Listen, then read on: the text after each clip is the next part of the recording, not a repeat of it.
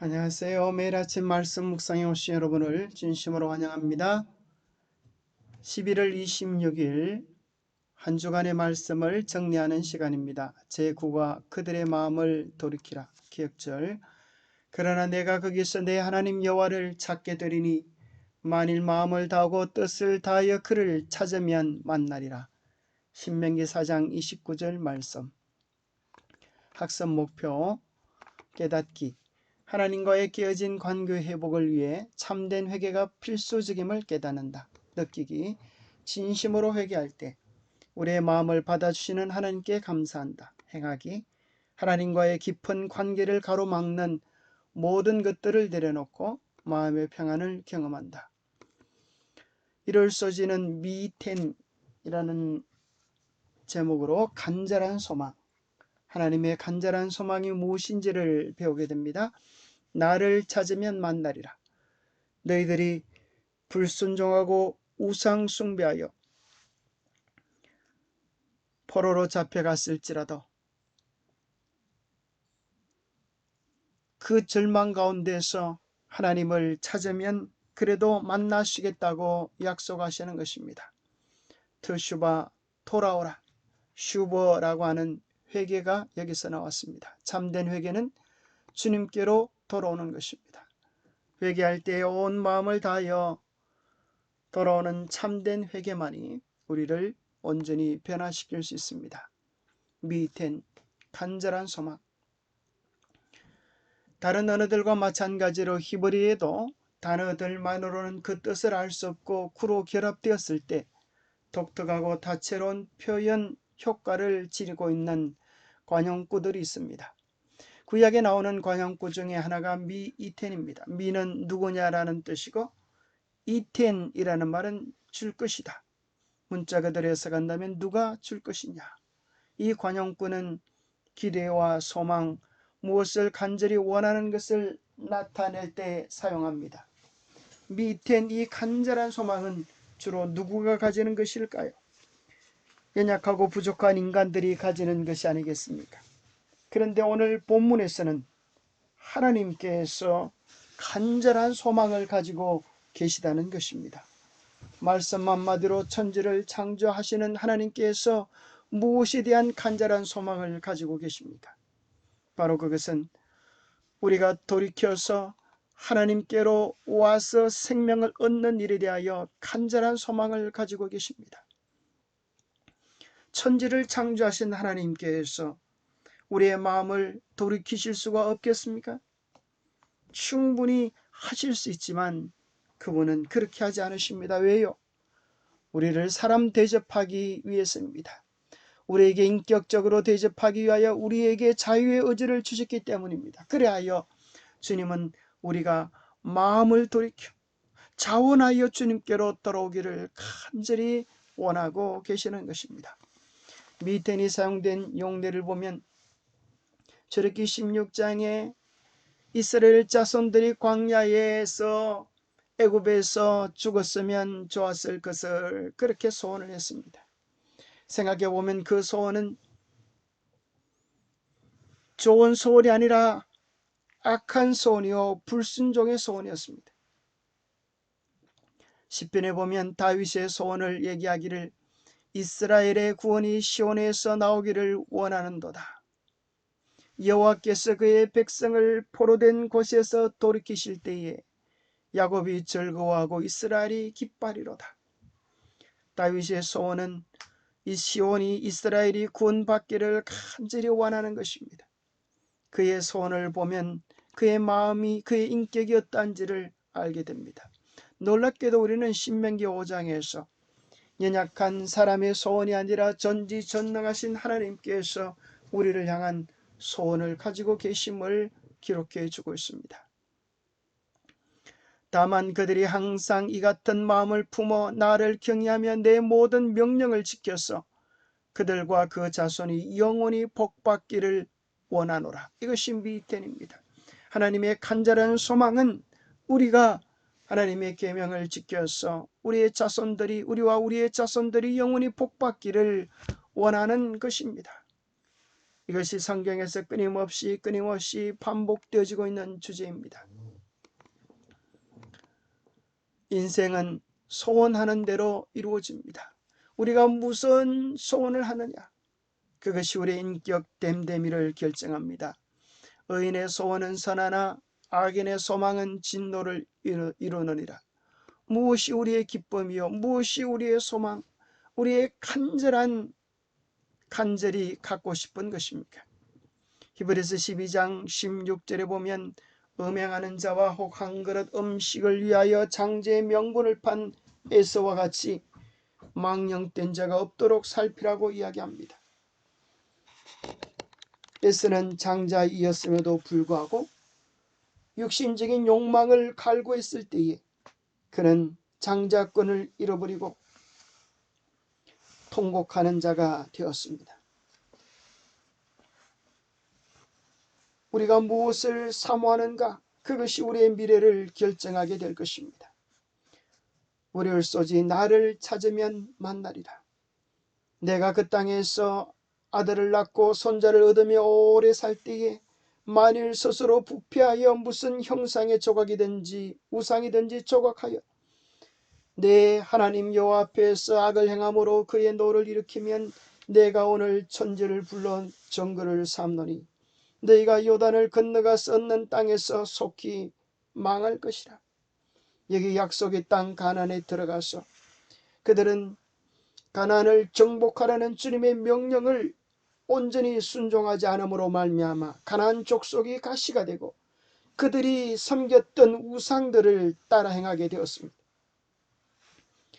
그리하여 그들이 하나님께서 미리 얘기해 놓으셨던 재난을 만나고 어려움을 만나고 우상을 섬기는 어리석음 속에 있을 때라도 하나님을 찾으면, 거기서라도 하나님을 찾으면 하나님은 외면하지 않으시고 만나시겠다고 약속하시는 것입니다. 거기서 내 하나님 여호와를 찾게 되리니 만일 마음을 다하고 뜻을 다하여 그를 찾으면 만나리라. 하나님은 신실하신 분이십니다. 하나님은 약속을 지키시는 분이십니다. 우리가 주님께로 돌이키면 주님은 기쁜 마음으로 우리에게 돌아오실 것입니다. 마치 그것은 탕자의 비유 속에 나타난 아버지의 심정과 같습니다. 아들은 아버지의 집을 떠나는 것을 자유라고 생각했지만 아버지는 아들이 집을 나간 후에 한시도 아들을 잊은 적이 없습니다. 아들은 아버지께 와서 나는 아버지의 아들이라 감당치 못하겠다고 했지만 아버지는 감당할 수 없는 은혜를 그에게 주는 것입니다. 그의 모든 죄의 허물을 지워버리기 위하여 흰 옷을 입히셨습니다. 가장 좋은 옷, 구원의 옷을 입히시고 아들의 신분 가락지를 끼우시고 영원히 함께 하시겠다고 하는 사랑의 신발을 신겨서 영원한 사랑의 대상으로 다시 회복해 주시는 것을 발견하게 됩니다. 트슈바, 슈버라고 하는 것은 회개를 뜻하고 얼마나 많이 구약 성경 속에서 사용되어지는지 모릅니다. 돌아오라. 이것이 끊임없이 우리를 향하여 부르짖으시는 하나님의 심정입니다. 이스라엘 백성들이 돌아오면 하나님께서 7가지 축복을 주시겠다 약속하시는데 오늘 그것은 우리들에게도 해당되어집니다. 첫 번째, 너희들이 돌아오면 여호와께서 마음을 돌이키시고 너희들이 돌아오면 나도 너희들에게 돌아가겠다. 너희를 긍휼히 여기겠다 하십니다. 두 번째, 너희들이 돌아오면 포로에서 돌아오게 해주겠다. 포로에서 자유롭게 해주겠다. 포로에서 해방을 주겠다 하십니다. 세 번째, 하나님께서 그들을 이야기하기를 모아주시겠다 하십니다.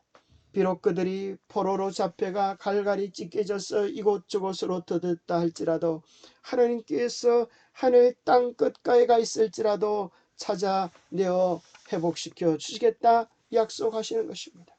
오늘 우리도 마찬가지입니다. 죽음이, 절망이, 질병이 우리의 관계를 깨뜨렸다 하더라도 우리가 주님께로 온전히 돌아가면 우리 주님이 영광중에 오시는 그날 죽음으로 헤어졌던 가족을 만나게 하실 것이고, 상처 속에 있는 우리의 가족들을 온전히 회복시켜서 다시 만나게 해주실 것입니다. 네 번째는 차지한 땅, 약속의 땅으로 다시 돌아오게 해주겠다 하셨습니다. 우리에게는 약속의 땅, 하늘, 영원한 에덴의 기쁨을 회복할 약속으로 생각할 수 있습니다. 다섯 번째는 더 번성하게 하실 것입니다. 여섯 번째는 생명을 얻게 하실 것입니다. 일곱 번째는 모든 일과 내 몸의 소생과 내 가축의 새끼와 토지의 소산을 많게 하시며 내게 복을 주겠다고 약속해 주시는 것입니다. 우리가 주님께로 돌아가면 주님은 우리에게 영원한 생명을 약속하시고 우리의 모든 소원들을 이루어 주셔서 차고 넘치는 은혜를 누리게 해 주실 것을 약속해 주시는 것입니다. 성경 전체의 주제, 신명기의 주제, 끊임없이 반복되어지는 내용이 무엇입니까? 성경의 핵심 구절은 신명기 28장입니다. 여호와의 말씀을 청종하면 이 복이 내게 임하여 내게 이르리니 성읍에서도 복을 받고 들에서도 복을 받고 나가도 복을 받고 들어가도 복을 받을 것입니다. 반대로 하나님의 말씀을 듣지 아니하고 불순종하고 내 고집대로 하면 들어가도 저주를 받고 나가도 저주를 받고 저주를 받지 아니할 길이 없는 것입니다. 그것은 단지 구약에만 주어진 것이 아니라 신약 속에도 반복되어집니다. 예수님 믿고 구원 받았기 때문에 이제는 결코 자행자제하면 된다고 생각지 마십시오. 결코 성경은 우리에게 그렇게 허랑방탕한 삶을 허락해 주지 않습니다. 너희가 육신대로 살면 반드시 죽을 것이로되 영으로서 몸의 행실을 죽이면 살리니 무릇 하나님의 영으로 인도함을 받는 사람은 곧 하나님의 아들이라 했습니다. 육신대로 살면 예수 그리스도를 믿는다고 하는 그 이름이 여러분이 육신대로 사는 그 죄에서 도와주지 못할 것입니다. 육신대로 살면 반드시 죽을 것이요 성령의 인도하심을 따라서 몸의 행실을 죽이면 살게 될 것입니다. 수요일 회개는 온 마음을 다하는 것입니다. 신명기 30장에 끊임없이 반복되는 것은 온전한 마음을 다하고 뜻을 다하고 내 마음을 다하고 뜻을 다하여 하나님께로 돌아오라는 것입니다. 결국 그들은 하나님께로 돌아와 온 마음을 다해 그분께 순종하기로 선택했습니다. 정말 중요한 것은 그들의 마음이었습니다. 왜냐하면 그들의 마음이 하나님과 일치된다면 그들의 행동은 자연스럽게 따라올 것이고 그들은 순종하는 삶을 반드시 살게 될 것이었습니다. 그렇기 때문에 진심으로 하나님께 돌아온다면 하나님께서는 그들 안에 역사하셔서 그들의 삶의 변화를 마음의 할례를 허락해 주시겠다는 놀라운 약속이 주어지는 것입니다. 참된 회개와 거짓된 회개가 무엇입니까? 참된 회개는 온전한 마음으로 온전히 주님만을 신뢰하며 주님께로 돌아오는 것입니다. 그러나 거짓된 회개는 죄 자체를 미워하는 것이 아니라 죄 때문에 당할 결과들을 두려워하면서 궁극적으로 자기 자신을 위하여 남겨두는 것입니다. 궁극적으로 자기 생각, 자기 판단을 의지하는 것입니다. 잊지 마십시오. 하나님은 우리가 생각하는 것보다 훨씬 더 자비로우신 분이십니다. 우리가 짓는 그 죄의 깊이보다 더 내려가셔서 주님은 우리를 넉넉히 구원해 주실 수 있는 분이십니다.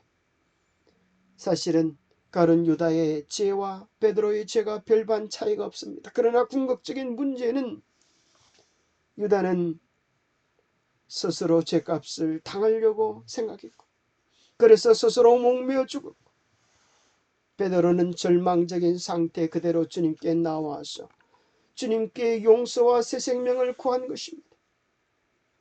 회개는 주님께로 돌아오는 것입니다.